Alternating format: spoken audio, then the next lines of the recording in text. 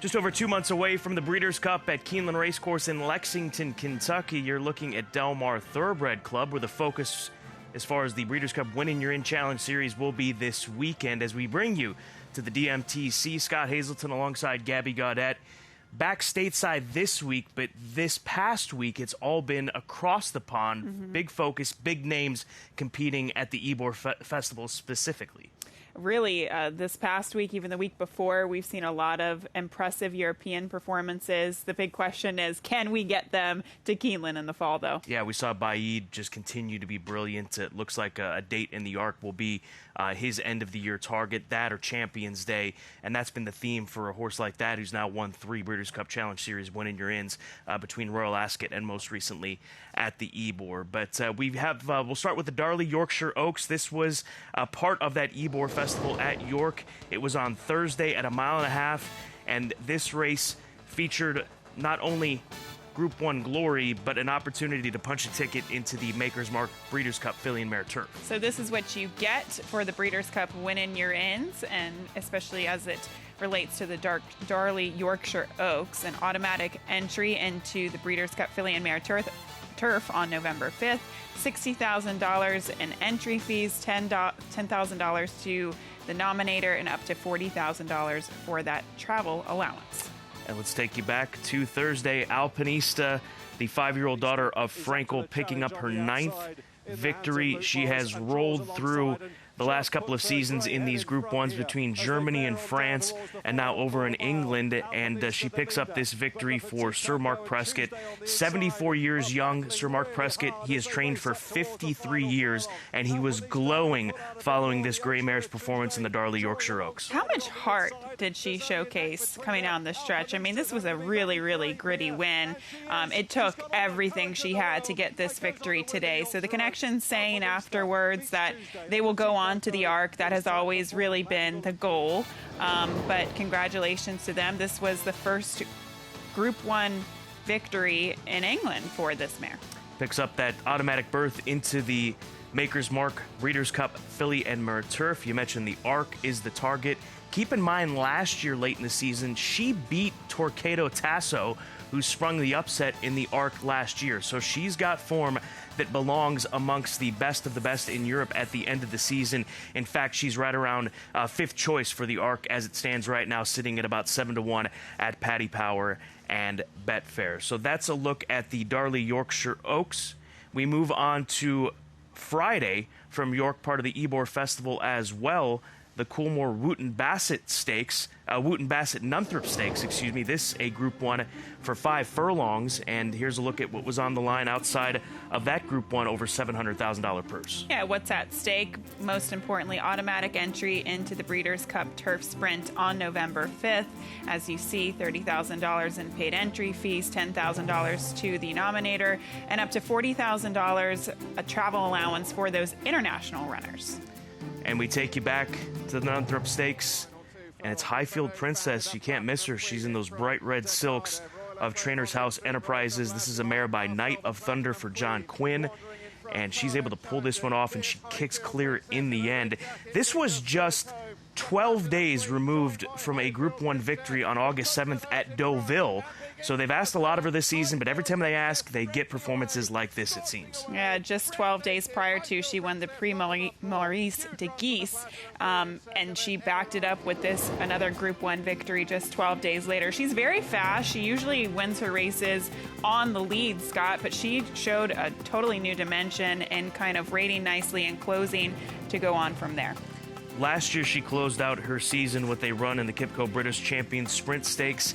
Her connections, John Quinn, quoted as saying that they will target now the Breeders' Cup. They're going to give her one more run before the Breeders' Cup, the Turf Sprint on Arc Day, and then come here. She's earned her ticket, which she has. We know that. We see what she was able to earn. So Highfield Princess will be heading to Kentucky. Last time we saw the Breeders' Cup Turf Sprint, we had a European invader win that one.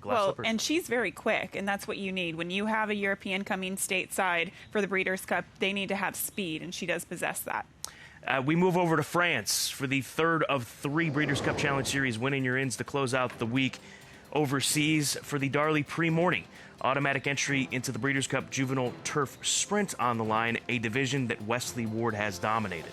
He really has, and obviously you can see everything else, what's at stake, and that travel allowance up to $40,000.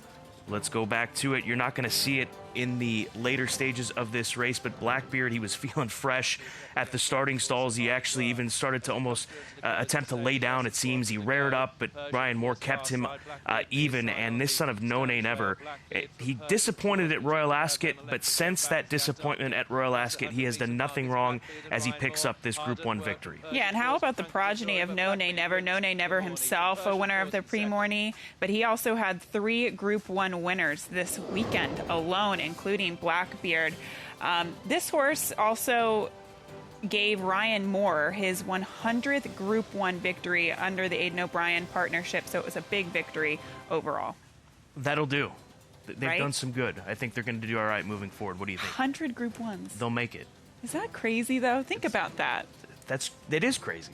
I'd like to see a stat on trainer-jockey combos all time in this sport. Yeah? For Group 1s. They'd be up there. They have to be.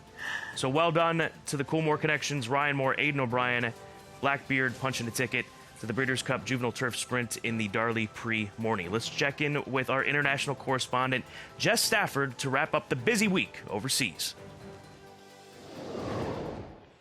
The Breeders' Cup Challenge Series has continued here at the York Ebor Festival, beginning with the Jubbmont International, a Breeders' Cup win and you're in for the Breeders' Cup Turf, and Baid was just magnificent, a performance of a lifetime. He remains unbeaten, his 10th consecutive victory, and this glorious son of See the Stars looks set to end his career at Ascot in the Champion Stakes at the end of the season. It does look, unfortunately, unlikely that he'll take up that automatic entry, but we will continue to enjoy this fabulous son, as I said, of See the Stars as he finishes out his career on the racecourse.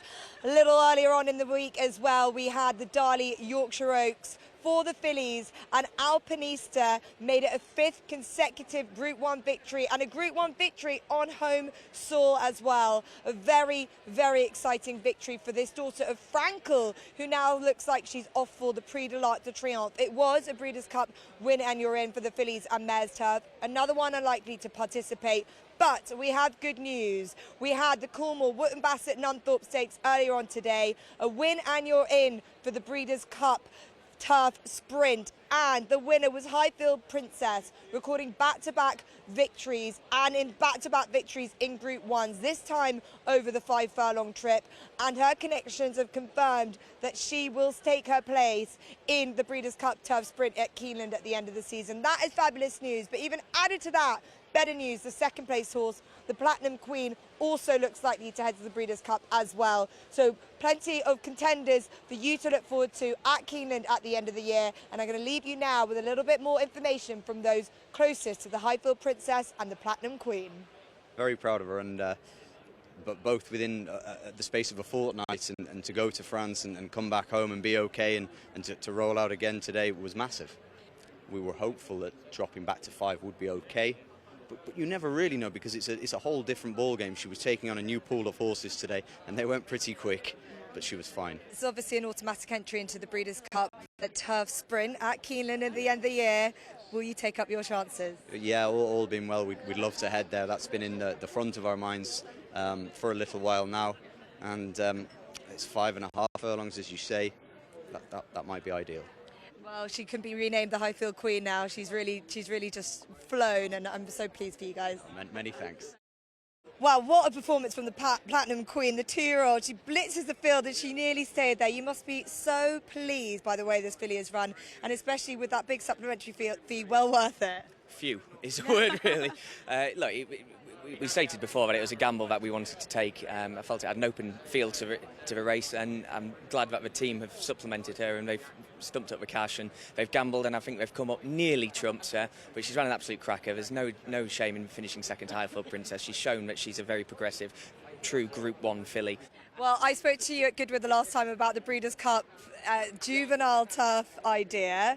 What is that for you now, considering how quick she's out the gates, the speed she shows? It looks like an obvious target for me. I think it's becoming a little bit more in our radar, or on our radar. Obviously, we're now going to have to find our own airfare, given she didn't quite get the win in Urin. Yeah. But I think we'll probably take in something like a Childers next. Benin-Abbey, I think we have another stab at trying to get our entry fee paid for there. Yeah. And then probably something like a Breeders' Cup. It's a nice left-handed, so that might eliminate the quirk of her just going left-handed there. Yeah. But yeah, the gate speed she's got and her ability to travel, and obviously against her own age group again, she could be quite exciting over there, couldn't she?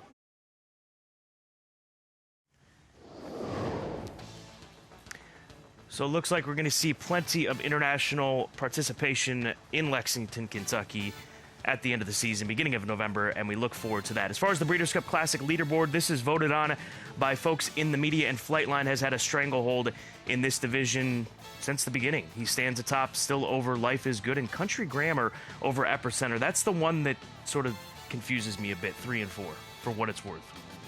Well, I think, Epicenter kind of proved himself recently after a very frustrating Triple Crown season, whereas Country Grammar, I think people are expecting that he's going to improve in the TVG Pacific Classic because the San Diego wasn't his proper distance. I think Epicenter's going to be all right in the Travers, so he might be moving up as well come next week. What's ahead as far as the Breeders' Cup Challenge Series win and you're in? The Sword Dancer at Saratoga on Saturday, the Pat O'Brien here at Del Mar, 7 furlongs, transitions to the Dirt Mile at Breeders' Cup time, and then the Ballerina, the filly and mare sprint at the Spa, that is on Sunday. So 3 stateside Breeders' Cup Challenge Series win and you're in races, and we'll focus our attention on the Pat O'Brien Stakes. For more on that, here's Andy Biancone. Weekend's Pat O'Brien Stakes, another win and you're in for the Breeders' Cup, and we're standing with one of the competitors, CZ Rocket. He actually most recently won an allowance race, a very salty allowance race, which I'm sure was a prep for the Pat O'Brien. Last year he finished second in the Pat O'Brien, and he prepped for that with the Bing Crosby. So I think just having a little extra time to prep for the Pat O'Brien is probably advantageous for this horse. He's right now standing in some ice boots, so he probably just had a little gallop today, and he's been working very consistently, put in some good fast works here. This is going to be his 3rd Breeders' Cup if he wins and gets in, and his most successful try was when he finished second to Whitmore back in 2020 at Keeneland, so it's going to be very exciting to see what he does this weekend.